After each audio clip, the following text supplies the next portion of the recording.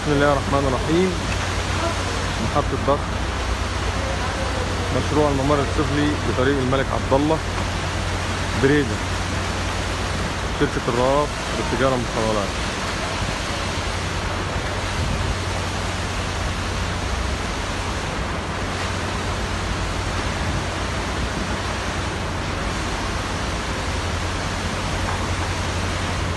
عمق 19 متر من منسوب سطح الأرض، بداية المرحلة الأولى بعد صب الخوازيق وانتهاء من الحفر الخرسانة العادية الأولى.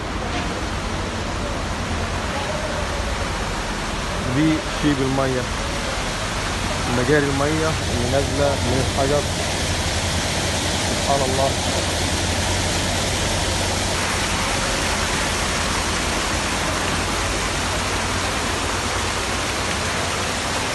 الكهوف الموجودة كأنها شعب مرجانية، الحجر الموجود كأنه شعب مرجانية، وادي المجاري المائية داخل الأحجار.